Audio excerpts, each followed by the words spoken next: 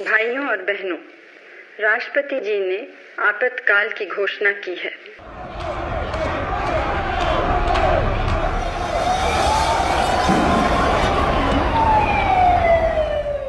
June 25, 1975 Indira Gandhi అధికారాన్ని శాశ్వతంగా అనుభవించాలనే ఉద్దేశంతో భారతదేశంలో ఎమర్జెన్సీని విధించింది.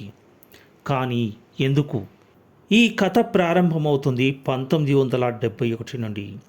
ఆనాటి సాధారణ ఎన్నికల్లో ఇందిరాగాంధీ గరీబీ హటావో అన్న నినాదంతో విజయం సాధించారు. ఆమెకు 518 లోక్సభ స్థానాలకు గాను 352 స్థానాల్లో భారీ ఆధిక్యత లభించింది. ఆమె స్వయంగా రాయ్బరేలీ లోక్సభ స్థానం నుండి గెలుపొందారు.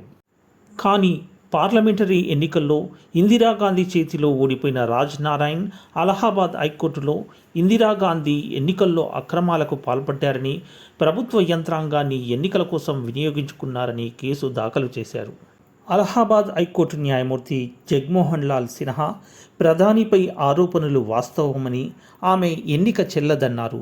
దానితో పాటు 6 ఏళ్ల పాటు ఎన్నికల్లో పోటీ చేయరాదంటూ తీర్పునిచ్చారు.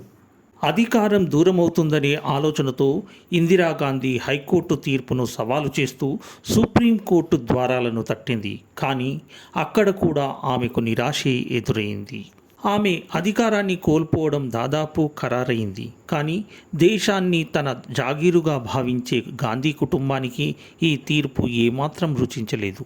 చివరకు 1975 జూన్ 25న శ్రీమతి ఇందిరాగాంధీ అత్యవసర సమావేశాన్ని నిర్వహించారు. అందులో భాగంగా ముందుగానే నిర్ణయించుకున్న ముసాయిదాపై ఆనాటి రాష్ట్రపతి ఫక్రుద్దీన్ చేత సంతకం చేయించారు. కేంద్ర మంత్రిమండలి ఆమోదం పొందకుండానే రాష్ట్రపతి ఆ ముసాయిదాపై సంతకం చేశారు. ఆ రోజు రాత్రి నుండి శ్రీమతి గాంధీ భారతదేశంలో చీకటి రాజ్యం స్థాపించారు. ప్రజలపై ఎమర్జెన్సీని బలవంతంగా రుద్దారు. ఆ సమయంలో రాజ్యాంగం కల్పించిన పౌర హక్కులను శ్రీమతి గాంధీ హరించివేసింది. ప్రసార మాధ్యమాలపై ఆంక్షలు పెట్టింది.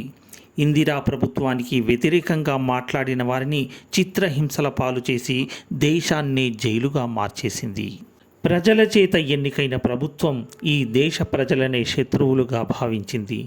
నిర్దాక్షిణ్యంగా అణిచివేసింది. అది ఎందుకంటే కేవలం అధికారం తమ చెప్పు చేతుల్లో ఉండాలనుకునే గాంధీ కుటుంబం యొక్క ఆకాంక్షల వల్ల.